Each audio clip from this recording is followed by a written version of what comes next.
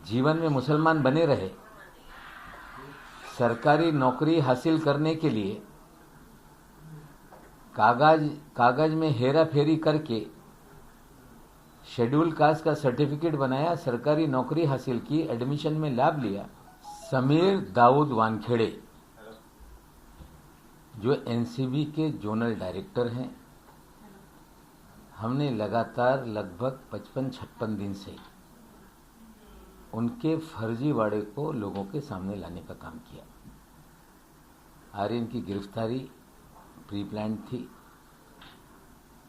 उगाही के लिए उन्हें पकड़ा गया। 25 करोड़ की डील को 18 करोड़ में तय किया गया और सेल्फी के कारण वो डील बिगड़ गई और उसे फर्जी तरीके से गिरफ्तार किया गया। उनके पैदाइशी दाखिले से लेकर स्कूल के कागजात, शराब खाने का लाइसेंस, उनके पिताजी एक्साइज डिपार्टमेंट में थे, फिर भी माइनर को लाइसेंस दिलाने का काम किया। स्वयं एक आईआरएस ऑफिसर रहते हुए शराब खाने का कंडक्टिंग लाइसेंस होते हुए वो भी सच्चाई उन्होंने छुपाई। अभी तक ये चीजें हमने सामने लाई थी और आज एक नई जानकारी लोगों के सामने हम ला रहे हैं कि ज्ञानदेव उर्फ दाऊद वानखेड़े, उनकी पत्नी का जब देहांत हुआ 16 अप्रैल 2015 में,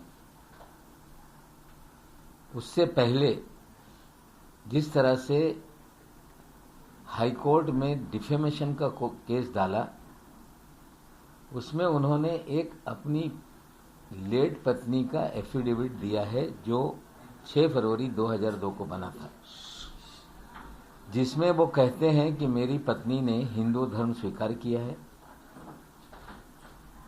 वो एफिडेविट मैं आपको शेयर कर रहा हूं।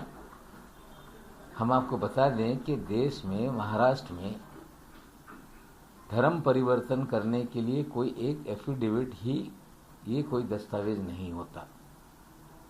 कोई धर्म परिवर्तन करता है तो बाकायदा उसका गजट करवाना पड़ता है और सरकारी रिकॉर्ड में सारी चीजें दर्ज होती हैं कि फला व्यक्ति, महिला हो या पुरुष, सज्ञान जो एडल्ट हो, अपनी मर्जी से धर्म परिवर्तन करता है तो गजट करके उसकी सूचना लोगों तक दी जाती है।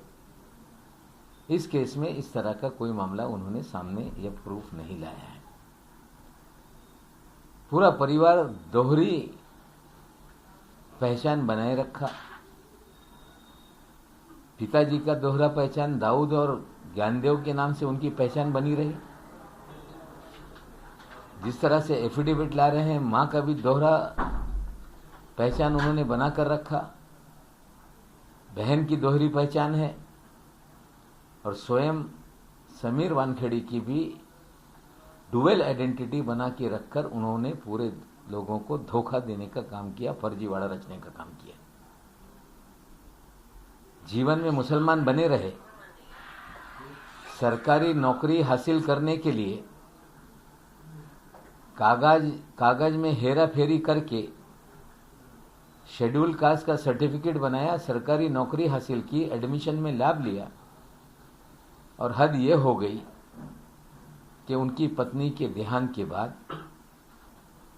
कोकिला बहन अस्पताल में उनका देहांत हुआ था, कॉज ऑफ डेथ का कागज लेकर महानगर पालिका की जो ओशीवरा में शमशान भूमि है, जहां पर डीआरके इशू होता है अंतिम संस्कार के लिए, वहां पे 16 अप्रैल 2015 को एक सर्टिफिकेट बनाया गया जिसमें मुस्लिम करके सर्टिफिकेट इशू हुआ।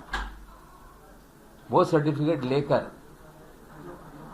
ओशीवरा वेलफेयर मुस्लिम कब्रिस्तान जोगेश्वरी वेस्ट में उनका अंतिम संस्कार मुस्लिम रिचुअल के हिसाब से किया गया।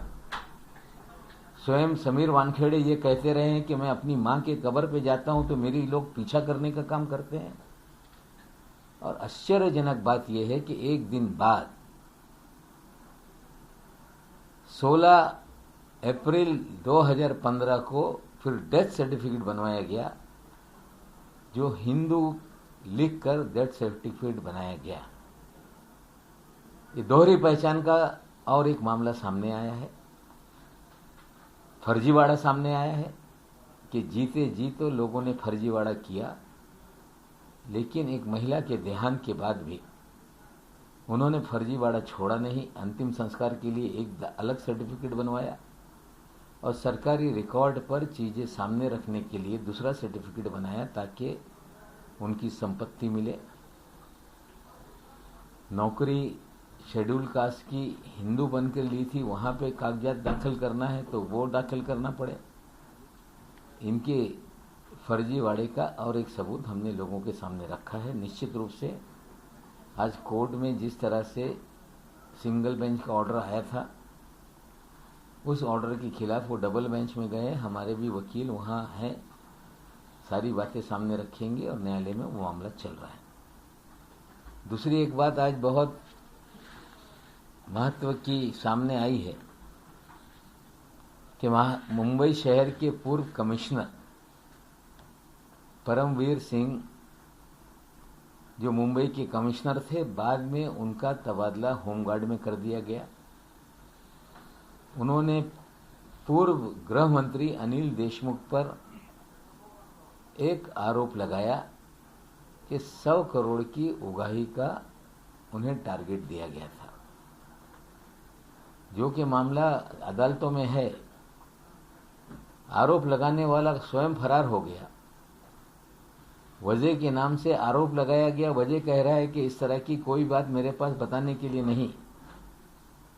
स्वयं परमवीर सिंह जी ने चांदीवाल कमीशन के सामने कोई भी हमारे पास दस्तावेज नहीं या कोई प्रूफ नहीं जो हम सिद्ध कर पाए, फिर भी अनिल देशमुख जी को सीबीआई ने, ईडी ने मामले में उलझाकर उन्हें गिरफ्तार किया हुआ है। न्यायालयीन लड़ाई है, लड़ी जाएगी, वे निर्दोष है हम साबित करेंगे। लेकिन जिस कमिश्नर के आरोप पर ये कार्रवाई शुरू हुई, वे स्वयं मई महीने से फरार हो गया। पुलिस लगातार उन्हें खोज रही थी। सम्मन चांदीवाल कमीशन से जारी हो रहा था, पुलिस की तरफ से जारी हो रहा था।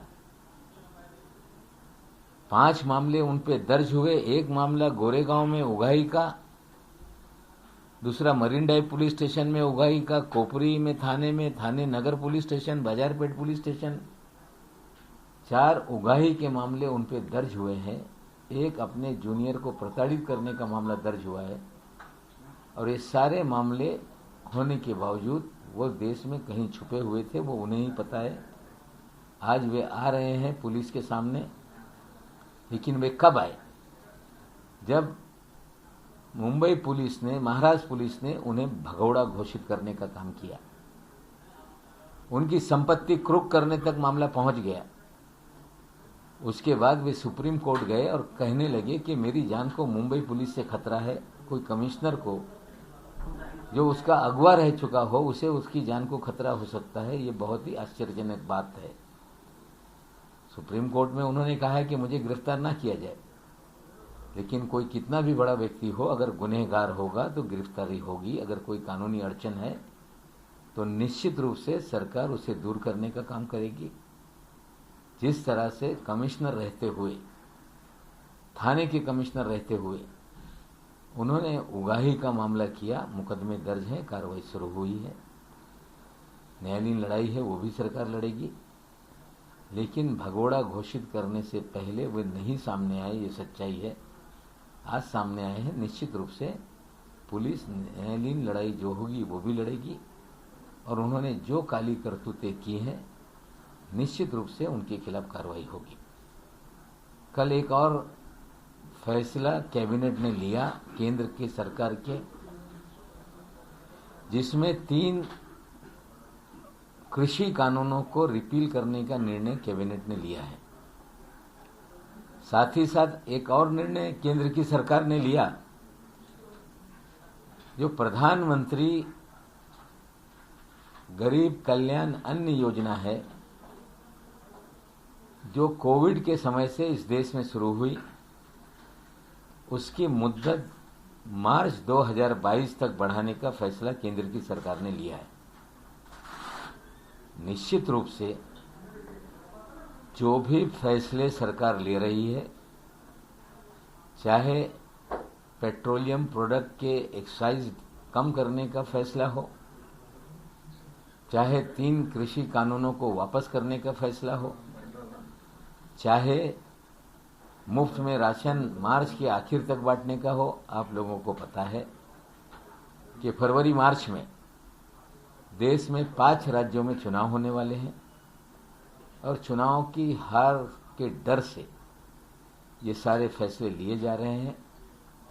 निश्चित रूप से भारतीय जनता पार्टी उत्तर प्रदेश, उत्तराखंड, गोवा, पंजाब, मणिपुर इन सारे राज्यों में हार रही है और हार को बचाने के लिए इस तरह के फैसले लिए जा रहे हैं, लेकिन हार उनकी निश्चित है।